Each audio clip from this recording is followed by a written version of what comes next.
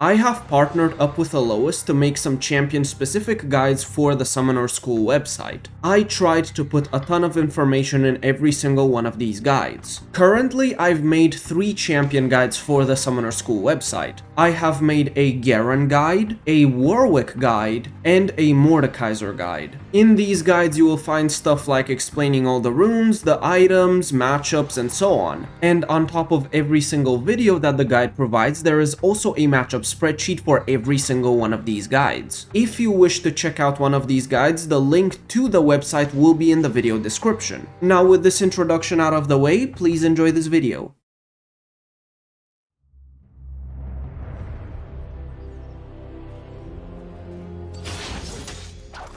I'm gonna be honest, I played this game extremely poorly. I could have played this matchup infinitely better, but I greeded in the early game and that cost me the lane. I'm showcasing the game anyway because I sort of managed to make a comeback later, and you can kind of see how I play when I'm behind. The matchup itself is sort of okay. All you really need to do is survive the early game. The moment you get Rylai, you should be fine. You just have to get there. And what I like to do is rush an early cloth armor and then go into my Rylai.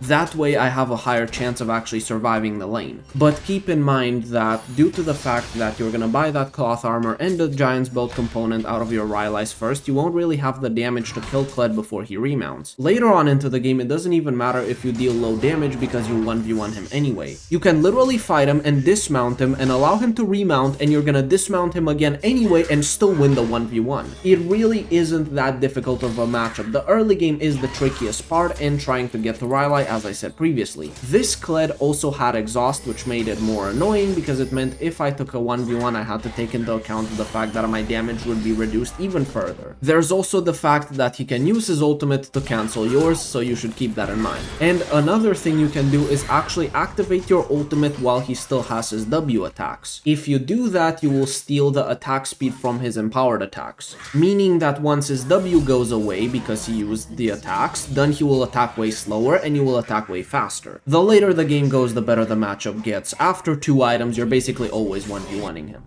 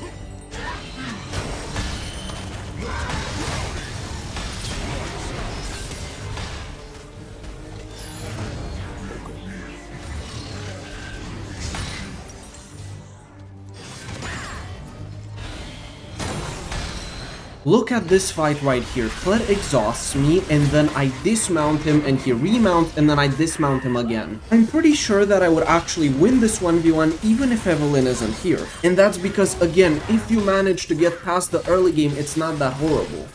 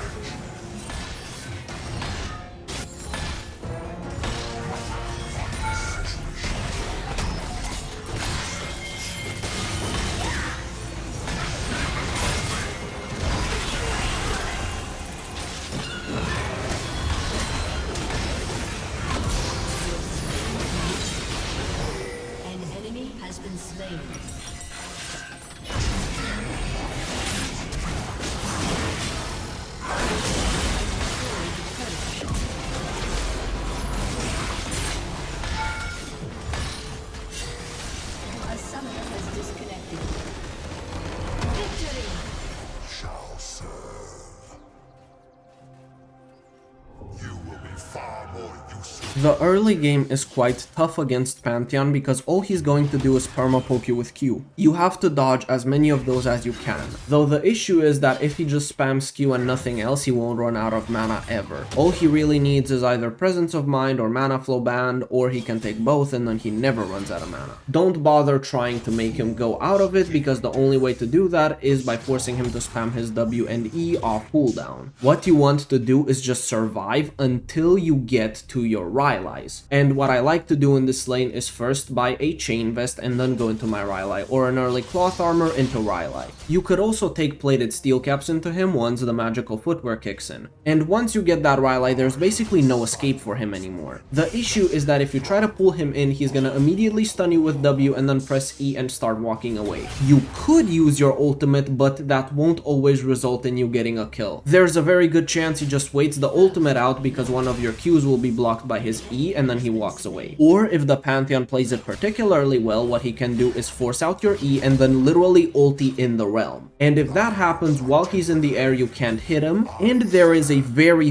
good chance that the ultimate itself will hit you. He's gonna come crashing down with that ultimate and you're gonna take the damage. So because of that, he might unironically win the duel. This game, the enemy team had a lot of annoying CC, so I was thinking of going Mercury Treads. But they also had a bunch of slows, so I was also thinking of going Boots of Swiftness. Those two boots won't do anything in the actual lane, but they are better against the other characters. Ultimately, I went for Boots of Swiftness. There's also the fact that I could just take Steraks Gauge instead of Mercury Treads to get more tenacity. And if you combine the Steraks Gauge tenacity with the tenacity and slow resist shard that I took, I'm going to have a good amount of tenacity. The only issue is if Pantheon goes Serpent's Fang. It would be quite funny if he goes for Serpent's Fang though, because it's literally going to be just my W shield and my Steraks shield. No one else on my team has shields.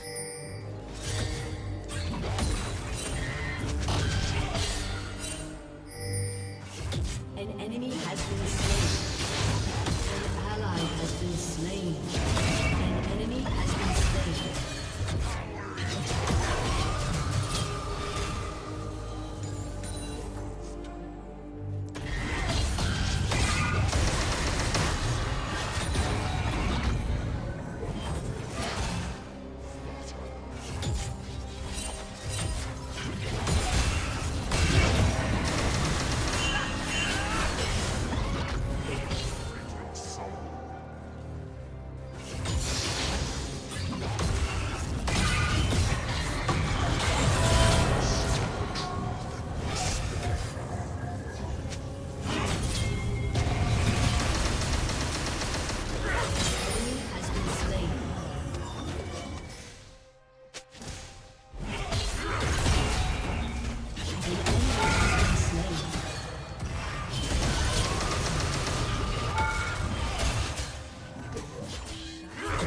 Now I just want to perma-freeze on my side of the lane, and if he ever walks a bit too close, I'm gonna pull him in and start the duel.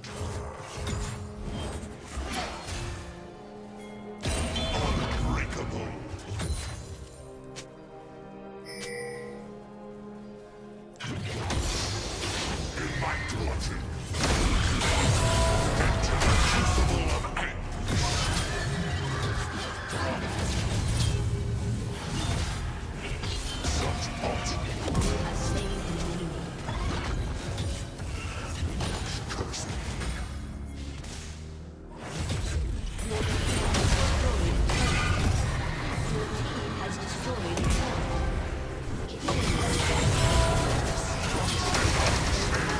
been slain.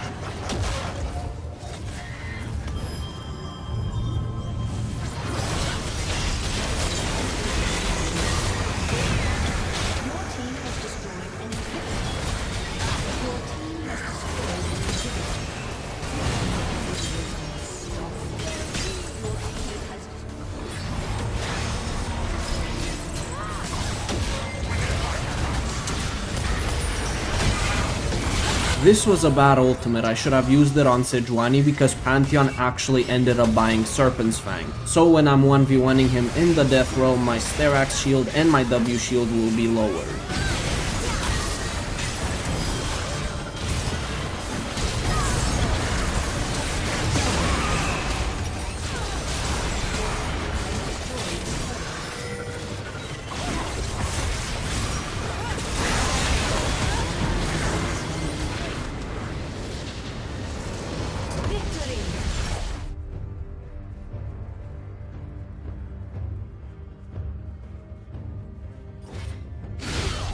This Darius took Ignite, so because of that he has more kill pressure in the early game, so I have to watch out for that. But it also means he can't just ghost me down. It also means he's gonna have a tougher time actually dodging my Q and E because he has no ghost, so he has less speed. The lane is sort of even, but I would say in the super early game Darius has the advantage. You especially want to respect levels 3 to 5. Then once you both hit level 6, it can go to either one. It heavily depends on how both of you space each other. What you can try to do is use your E right as he pulls you. Normally what happens is you throw out a Q and then Darius pulls you. But this way you throw out a Q and your E just before the Darius pull connects. And that way he also gets CC'd for a little bit. You can also use your ultimate after Darius gets his 5 stacks, so you steal that bonus attack damage. Sometimes this can't be done because you need to use your ultimate earlier, but in case you find an opening it's good to take it. What you're looking for here is your Rylai spike. Once you get to your Rylais, it's going to be really good for you. Normally Darius can space you really well even if he's right next to you because he has that W slow, which ensures that he can follow up with a Q and land that sweet spot. And after that he might look to continue the fight, he still has his apprehend and he might win. But with Rylai what you can do is just as Darius is hitting you with his W, you just walk with him. That way you will still be slowed, but he's also slowed and you get a bit more speed from approach velocity. It's not a whole lot of extra speed, but it is a bit and it helps because it means he can't guarantee his Q if you're right in his face, which forces Darius to apprehend to guarantee the Q, which gives you a significant advantage in the 1v1. Darius's apprehend is really important in the 1v1. Now if you want to teamfight against Darius, what you want to do is ult him to deny the 5 stacks. That way he is not really going to be a large threat. Let's say he's at 60% health and he has 4 stacks on an opponent, you can just ult him. And then because he's already quite chunked, when you go into the realm you should be able to beat him and then you deny him the reset, and that's really good for you. After Rylai, what you can do is go Bloodletter's Curse if you see that he's buying more magic resist like a Force of Nature or a K Necrocurn or a Maw of Mordius. But you also have the option of going Liandry or even Hextech Rocket Belt. It's not that bad, especially if the enemy comp has a lot of ranged characters.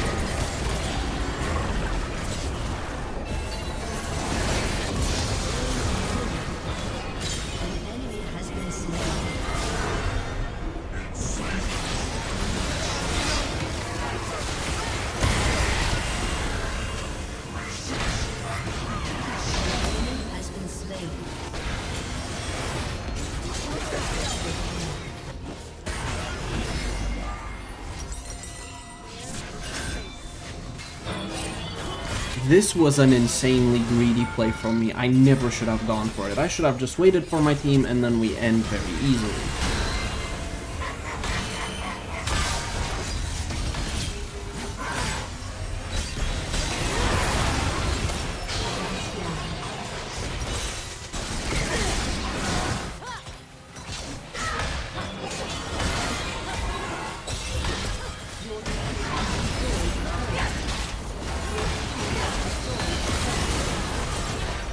Thank you guys for joining me in this video. I hope you found the information useful, and I will see you in the next video, hopefully very soon.